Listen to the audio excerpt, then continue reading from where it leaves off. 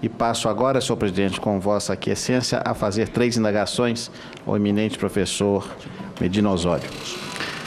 A primeira delas é a seguinte: na opinião de vossa senhoria, a configuração do crime de responsabilidade admite a modalidade dolosa e a culposa? Agradeço, senadora Anastasia, o questionamento e eu quero reiterar esse meu posicionamento que eu já defendo desde longa data. Aliás, é um tema sobre o qual eu me debruço há muitos anos. Eu venho estudando teoria da corrupção, teoria da improbidade, desde o final da década de 90, e, de fato, admite a modalidade dolosa, a modalidade culposa.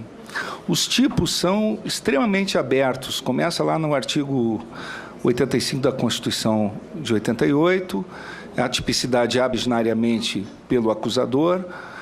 Há um tipo legal previsto na Lei 1079 de 1950 que trata do dever de probidade na direção da administração pública federal relacionado à presidência da República e que diz com a infração a normas que digam com a fórmulas de decoro e honra no desempenho das funções e dignidade das funções. E quando se faz o histórico desse tipo de cláusula geral, nós também tratamos da inaptidão notória para o exercício das funções, da ineficiência crônica. Portanto, não há dúvida alguma de que tanto o dolo quanto a culpa estão presentes. Eu quero reiterar que a motivação dos parlamentares, dos senhores senadores, ela é uma motivação de foro íntimo. Essa motivação, esse conjunto da obra de alguém que está sendo acusado num processo de impeachment e cuja responsabilidade é política, é inócuo querer extirpar isso ou aquilo da apreciação dos senhores senadores. Por quê? Porque os senadores são soberanos na apreciação de todos os elementos, mesmo aqueles mais intangíveis. Eles estão apreciando no âmbito de uma responsabilidade política. Isso não é um processo judicial. Isso não é um processo que fica circunscrito ao exame dos autos, do processo judicial, que não está nos autos, não está no mundo. Não, os senhores são parlamentares, agentes políticos que têm um compromisso com o povo brasileiro que representam. Então, é óbvio que tem aí a análise do dolo, da culpa, do conjunto da obra de uma presidente da República que eventualmente possa ter causado dano ao país e que eventualmente perdeu a sua sustentabilidade parlamentar num presidencialismo de coalizão. Por isso está respondendo ao processo de impeachment.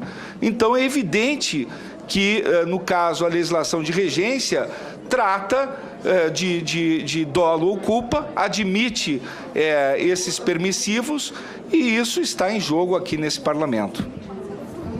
Muito obrigado, professor. As minhas 2 finais indagações, vou fazê-las juntas porque elas têm uma unidade objeto.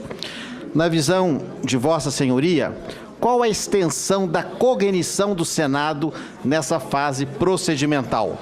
E a última, a porção, o juízo político no exame da configuração do crime de responsabilidade revela-se de qual maneira, comparando-se com o juízo da exclusiva legalidade? Então, a extensão da apreciação do Senado nessa fase procedimental é muito restrita. Se nós lembrarmos também o caso Collor, é óbvio que não podemos nem comparar, porque a comissão aqui está tendo um papel muito mais exauriente do que teve em relação ao ex-presidente Collor, onde se teve um procedimento muito mais curto. Mas é evidente que vigora aqui o princípio indubio pro societate. A opinião pública, a sociedade tem direito a que, à luz desse princípio republicano, os fatos sejam apurados com a perspectiva da ampla defesa e do devido processo legal na fase seguinte, que é onde se desenrolará toda a instrução. Este exame agora, nesta fase, é meramente preliminar. Ou seja, é um exame ainda superficial. Todo esse debate aprofundado, toda a controvérsia jurídica que se estabelece, quando se tem uma orientação do Tribunal de Contas da União, se tem aí uma série de discussões jurídicas sobre direito material, sobre direito financeiro, sobre orçamento, sobre questões envolvendo o elemento subjetivo da conduta, e evidente que isso reclama uma dilação probatória, reclama um curso de um processo em que se assegure ampla defesa e que o processo merece ser instaurado até para a opinião pública poder acompanhar esse processo.